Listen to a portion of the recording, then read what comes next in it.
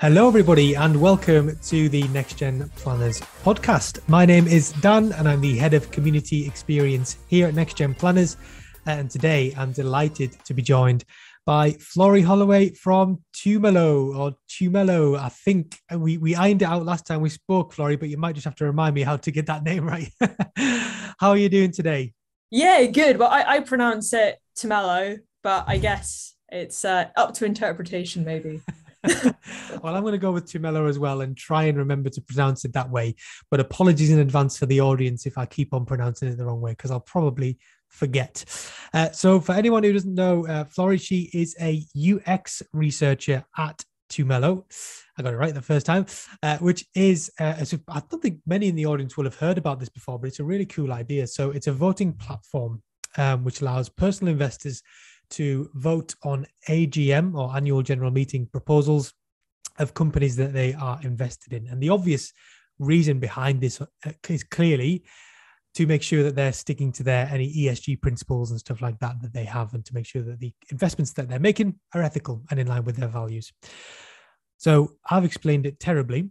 I'm sure we'll be able to define Tumelo a lot more in this podcast. But to kick things off, Florrie, can you just tell us a bit about what it is that you get up to on a daily basis? Yeah, so it's basically my job to gather all of the user insights for the company and really champion what the end user wants across our product. So my days normally consist of conducting user testing sessions with both pension members, retail investors, and then also our Tumelo users. I then create insights basically from that said research. And I also have just started kicking off the idea of a Tumelo community centered around the idea of the advocacy of shareholder rights and really educating people on why it's important that they should use their shareholder rights. That's amazing. I didn't know about the community. That's really interesting. Mm-hmm. So would that be for the actual personal investors for those guys to get involved with this kind of stuff, would it?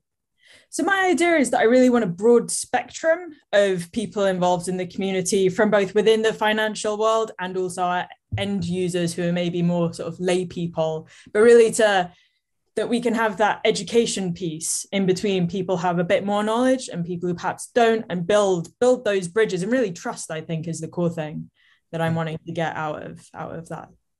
Yeah, absolutely. That's really cool. I didn't know that. You kept that close to your chest last time we spoke, which is interesting.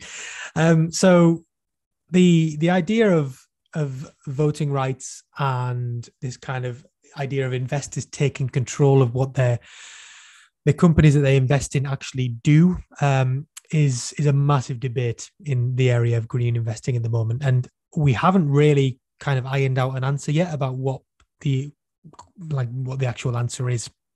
So obviously the choice is between whether to either simply just divest, or however you say that word, from the companies that you're invested in who aren't in line with ethical principles.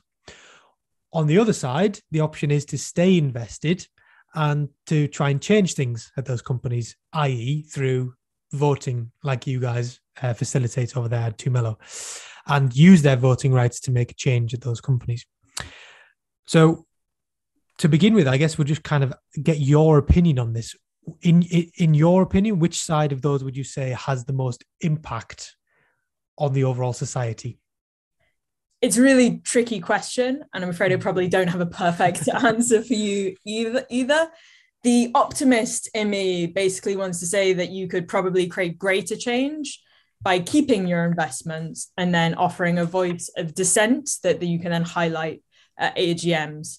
However, it all comes down to a personal choice, really, and whether you think a company is misaligned to a point that you want to divest entirely. I would say that I probably think that's quite a drastic approach, and you may be able to create more change by being a man on the inside, as it were. Okay. Yeah, it is a tricky question. It is. I would love to see some statistics, if there was possible to be able to get some statistics out of this to say which of them has the bigger impact. I think, yeah, like you said, it's quite a drastic thing to divest, and it's also a time-consuming thing as well for investors. But I guess if they're passionate about something, the time taken to divest doesn't really matter that much. And one of the issues with investors voting is that most people are simply just agnostic about the fact that it even exists. When they do invest in something, and again, I will come into this later about the apathy towards investing amongst the general public. But most people don't even realize that they are invested in the stock market, and therefore they perhaps don't even know that they can vote on these kind of things. So this is another big question as well. But how do you think we can kind of overcome that lack of knowledge from investors that they have this right? So I think it comes down to education, but that in itself isn't a simple kind of fix all. You can't just invite people to a finance seminar and expect them to turn up. For most people, they think that it doesn't really relate to them, or they're just not interested in it. So I think it's about, how do we connect those dots for people to relate what's happening in the finance world and these companies to their day-to-day lives. And I think that's what we really need to focus on. And again, how we do that, I think, well, part of the answer is making the financial world a little bit more accessible. For a really long time, it's been a bit of an old boys club and quite elitist.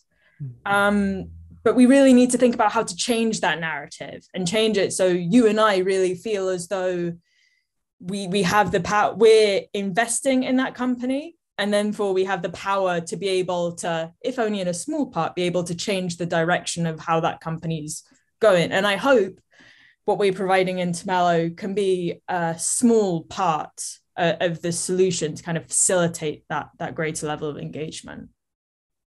Yeah, I think it will. I think it really will. And there's also great companies out there like, I don't know, I don't think they would describe themselves as a company, but Make My Money Matter is a really cool kind of education system out there and they often talk about the kind of the positive benefits of green investing. I call it green investing, by the way. You can call it whatever you want. You know what I'm talking about. And how, when we think about making an impact on the future, I think is it green investing's up there, or at least in the top 5 of things that would actually make a huge impact in the future, along with investing in an electric car and all that kind of stuff. And I think there's great organizations out there who are making it known that green investing can have this huge impact. Yeah. And financial planners can do that as well, with their clients, and they're going to be actually required to do this soon in terms of like, you have to talk about whether your clients have any preferences in this area as well. So again, no answer to this, but hopefully we'll get there someday, which would be good. And on a similar line, with the kind of education piece, like I mentioned, most people don't even know that they have voting rights and don't even know that they can vote on the companies that they're invested in. So how do you think we can educate people on the importance of that when it comes to investing? So I think you really need to start from the bottom, really. You need to educate on how to understand the system and how the financial system works, broadly speaking, high level stuff. But then also like the power, really let people know the power that they have. And speak in a language that they understand. We need to use simple language, and we need to demystify the process from start to end.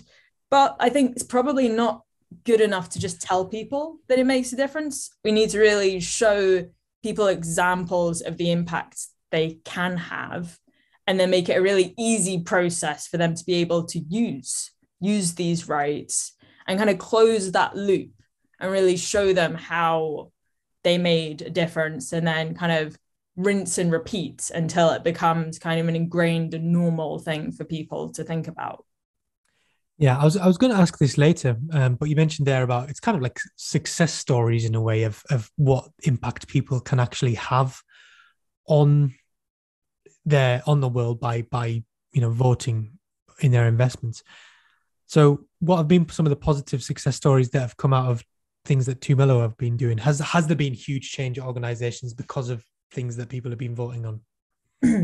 So It's a bit of a difficult question to answer. Tumelo was actually built on the idea of a success story in part. So our founders, Will, Georgia, and Ben, actually successfully campaigned for Cambridge University's $6 billion fund to be sustainably invested. That's like our inception story.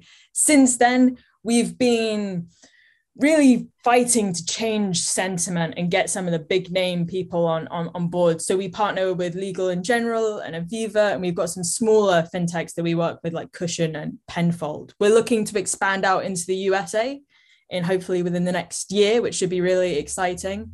We're working towards a future that we can provide split and direct voting. At the moment, we just work on what's called expression of wish.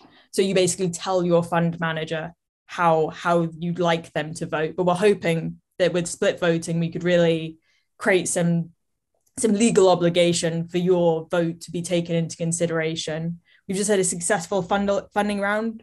But one of the biggest things is that sentiment in the industry is changing. And I think Tumelo has definitely played a quite important role in changing the way in which we think about democratizing investments.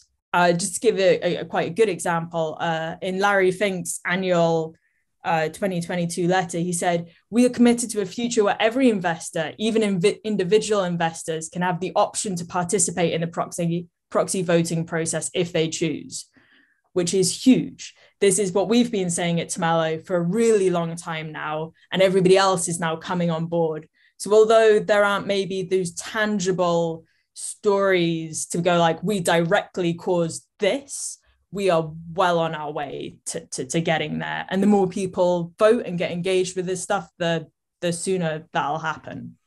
Yeah.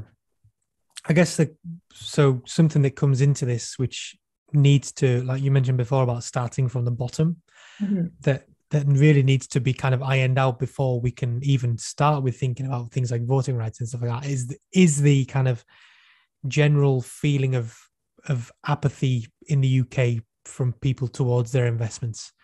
Most people, when they again, I'm massively generalizing here, but I know that a lot of people, when they get put into a workplace pension, for instance, they'll just stick with the default fund because they don't know why they should change it or if they should change it. And financial planners kind of shiver when they hear that thing, because it's just like, oh God. So there are ways of sustainably investing with your pension, even if you're in a workplace pension, for instance. There are different funds and things like that you can choose. So how do you think that we can kind of overcome that massive feeling of apathy from people towards their investments? And I guess it'll kind of come into the answers that we've talked about previously. But how do you think that we can kind of get rid of that apathy towards investments? It's a difficult thing to think about. And I think it's going to take a lot, before we even start to talk about it, it's going to take a lot of time. As you say, it doesn't even come into people's minds at the moment. And I think part of that is that there's a big distrust, I think, at the moment from lay people within the system. So I think we really need to work about rebuilding that trust and give people transparency over how the system works and what their investments are doing. Like, you can't have an opinion about whether you're invested in XYZ company if you have no way of knowing that you're invested in kind of XYZ company. So it's really about giving people that transparency and treating them like intelligent adults, including them in the process. I think there's been an argument for a while that like somehow lay people just don't have enough knowledge to really have an opinion on these matters. And so we'll leave it to people who are managing your fund because they've got all of this knowledge and I think we should give credit to people. We ask normal people what they think on the general elections and how our political system works. I don't think our financial system should really be any different. And I think if we democratize that process and really let people see what's going on, that will you get everybody engaged in the process? probably not, just like you don't have everybody engaged within our political system, but we'll get a lot closer to it. Yeah, I agree. And I guess I'm interested to get what you have to say on this as well. But like I think the reason for that is because we're taught about politics from a very young age, as in school kids don't exactly find politics very interesting at all. A lot of adults don't find politics very interesting, like you said there. But we learn about this kind of stuff at school. Did you, I mean, Florrie, just quickly, did you learn anything about finances when you were at school? No, not really. No. So this is the issue, isn't it? Is that, and I think it's probably one of the reasons why people are apathetic towards their investments is because, I mean, why would we care when we're not taught that it's something to care about? The way we could really, I'm a big advocate for financial education in schools. I think it's on the curriculum now, but there's so much more that could be added. I think they do like 1 hour a month or something like that, or something tiny at the moment that is just ridiculously low, when in reality it should be one of the most important things that they get taught. Because when even me, for instance, I'm a qualified mortgage advisor, but when I was going through my mortgage last year, I was still learning things that you only learn it nowadays when you do it, and it shouldn't be like that. And what's your perspective on that? I completely agree. We're not taught enough. It's almost a privilege to be taught about how the financial system works. But then if only a select few people learn, then you end up perpetuating a broken system where you have people who don't understand and don't know, not because they're not incapable of knowing, just because they haven't been taught. I have learned so much since starting my role as Tumelo, and I'm sure the knowledge which I've obtained here will see me through for the rest of my financial life. But lots of people just aren't given that opportunity. And I think as you say, I think it's a point where the government should step in, and it should be ingrained within our education system from an early age to create that level playing field. Yeah, I get the kind of the immediate issue that I see with kind of financially educating young people is that doesn't do anything about today. And if we want to make a difference tomorrow, the best time to start was yesterday. And for those people like me and you, for instance, I mean, I obviously know a bit about finances now because obviously I went through a qualification, right? And you know about finances because of Tumelo. But what about all those people today? Do you know what I mean? We can't take those back to school and start teaching them about this kind of stuff. It's a lot harder to educate adults on something that they don't want to be educated on when they're adults. The reason why it would work in schools is because effectively we wouldn't give them a choice about whether they want to learn it or not. And that's one of the disappointing things about being an adult, is that you're given the choice whether you want to learn something or not. And that can't solve today's issues with our generation, can it?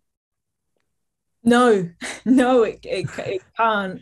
But I think, you mentioned them earlier, but Make My Money Matter, and there's Share Action, and also the Sunrise Project, and there are other sort of NGOs that are really doing some fantastic outreach work to try and raise the profile of what's going on.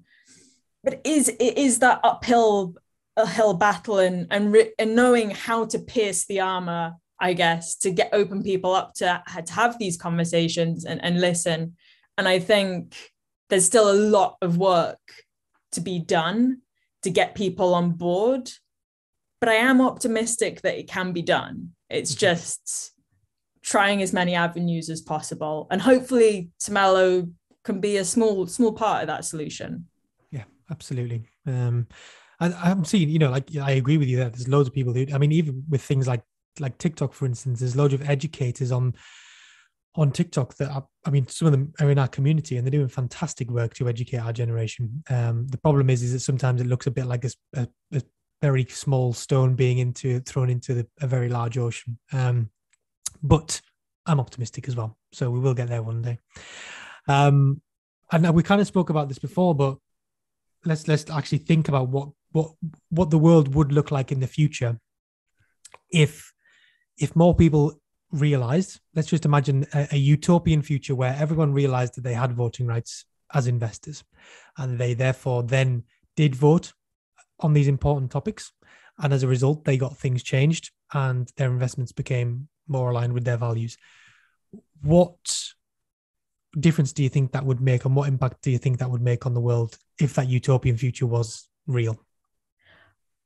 I think it would make a huge difference. And I really think it would change the trajectory of where our world is going. Now, I don't want to be too doom and gloom or apocalyptic, but time really is running out in terms of when it comes to some of these issues and thinking about climate change. Some of the effects of climate change will be irreversible. So we do need to think about how we can take positive steps to make that difference now. But as I said, I don't think we're beyond redemption. I don't think the system is irreversibly broken. ESG has gone from something which was really quite a niche thing to almost kind of round dinner table conversation and really quite mainstream. More and more people are actually caring as well, which was great. I'm really hopeful that in 20 years' time, well, hopefully less than that, but we'll see, that we have a truly democratic financial system where investors both have the right to a legal vote of the companies they're invested in, and that everybody's kind of inspired to use those rights. Everybody's thinking about not just where their money is, but what that money is doing and how is it impacting the world. And it's kind of the default to want to view your money as an extension of who you are. And therefore, it's really important for that money to align with your values. If we do that, I think we have a chance. If we don't do that, we'll be in a pickle.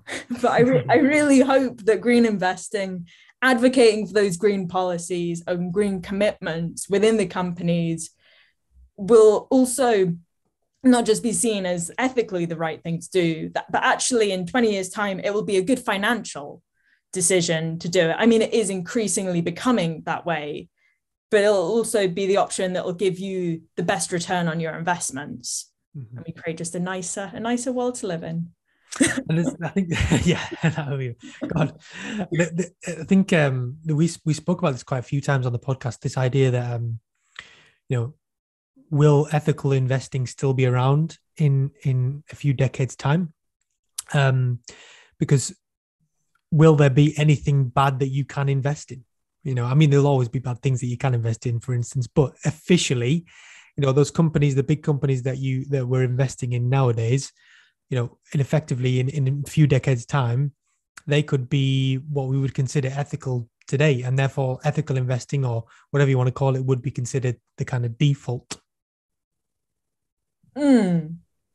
Perhaps I would say that there will, maybe it won't look the same in its current manifestation, but that there will always be actors within companies who will try and prioritize potentially the wrong things, and that it will always be important for people to try and champion their values and what they believe in, to advocate for a better world. And it'll be kind of a constant, it may be a different battle, but the fight will probably continue. Yeah. I guess it would kind of move on from the more, I'm going to say vanilla, but you know what I mean, basic kind of very, very light green investing would become kind of more extreme in terms of things like impact investing and things like that down the line. And those become more mainstream. Okay. So when we think about Tumelo then, so you guys you also have a kind of a institutional arm as well. So you work with investment platforms and fund providers and things like that. How open have some of these been with working with you guys? So it's changed a great deal, even from 2021 to where we are now. So I think at the start of our journey, there was a real lack of understanding from fund managers as to who their underlying investors actually were. A lot of fund managers didn't get the point of what Tumelo was doing, if I'm being honest. A lot of fund managers thought that nobody cared about the environment, or that nobody really cared about anything at all beyond their investment having a good return. And I think because of that, they were really reluctant initially to give their data away. Fast forwarding till today, things have changed a lot for the better. There have been new transparency regulations that have come in that have really changed sentiment. Fund managers understand the concept of shareholder democracy a lot better because of things like Larry Fink's comments about involving institutional investors and underlying investors in the proxy voting process. However, I would say that the member voting piece still receives a little bit of friction. And I think that's because lots of fund managers struggle to work out logistically how to incorporate indirect shareholder preferences into their process, although they aren't quite repelling the idea as much as they were before, and it's sort of seen as an inevitable future, I would say. So there's been a lot of progress. It's an ongoing work really to build those relationships. But I think we're very, very much moving in the right direction. And we've come a long way from where we were only a year or so ago. That's good. It's good to hear. It's very positive actually to hear that these people are actually opening up as well. And when we start to think of some of the more, shall we say, legacy investment platforms and perhaps older fund providers as well, you would think that this kind of thing where they're required to be ultra uber transparent would be their worst nightmare. Mm-hmm. But from what you've just said there, it seems like quite a few of them are actually quite open to this, which is good. The tides are changing for sure. That's awesome. And the kind of reason why we're doing this today is because we're thinking about how, our audience is financial planners. And I'm just thinking in my head about all the different creative ways that financial planners can actually use this in their service that they offer with their clients. So how do you think that financial planners can use Tumelo and the voting platform as well? How do you think they can use that with their clients? So I think Tumelo really can be used as a springboard for those value-adding conversations with your own clients. Giving clients more engagement through stewardship and really drilling into how assets are managed rather than just where they're managed.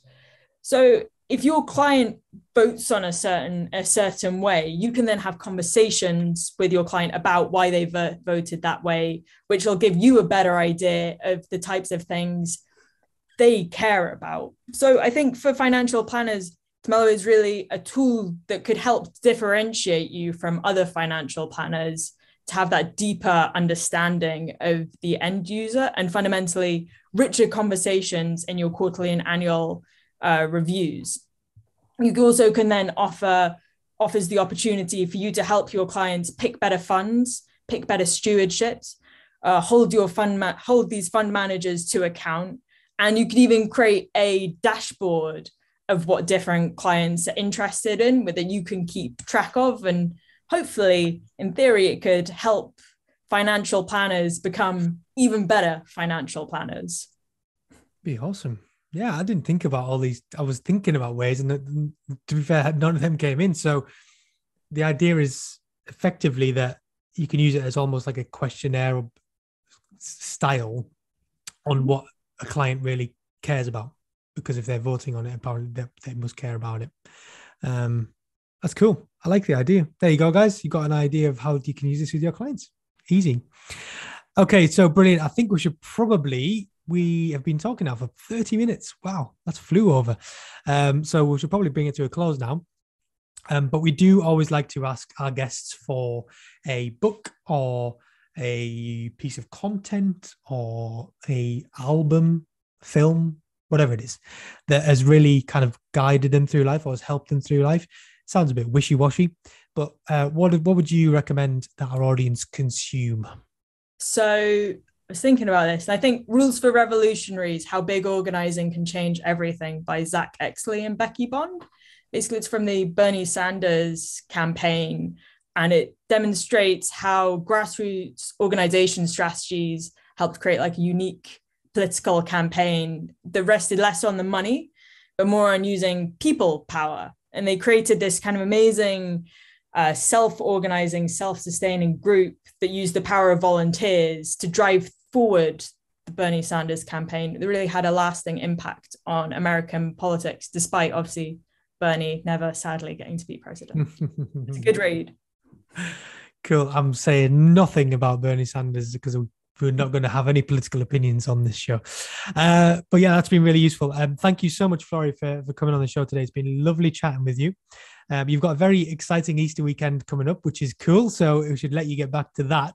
But we do like to give the last word on our show to the guests to say a big thank you for coming on the podcast. So can you tell our audience where to find you, how to connect with you, and where to find Tumelo as well? Yeah, so my name is Florrie Holloway. You can find me on LinkedIn is probably the best way to professionally connect. And our website, tumelo.com, will tell you more about what we're doing and our mission and vision. Yeah. Fantastic. Lovely. Well, thank you so much again, Florrie. It's been a pleasure. So that was Florrie Holloway from Tumelo. I'm still not certain I'm getting that name right, but never mind. On the Next Gen Planners podcast. If you enjoy this podcast, you can share it on LinkedIn, Twitter, Instagram, and Facebook. And we will be coming soon, hopefully on TikTok as well, somehow. And you can also find it on nextgenplanners.co.uk, where you'll find more information about the Next Gen Planners training contract, the Future Leaders program, the Blast Off program, Advice Stack, our amazing community, which now has over 700 financial service heroes in there, and also the conference, which actually, when this will be released, it'll be very, very close to the conference, which is coming up this year. So that'll be amazing as well. And other than that, if you could leave us a review, you have no idea how much this helps us. So if you could leave us a review once you've listened to this, that'd be absolutely amazing. It really helps our podcast to grow. So thank you so much to Florrie once again for coming on the show today. Thank you guys for listening as always, and we'll see you in the next one. Bye-bye.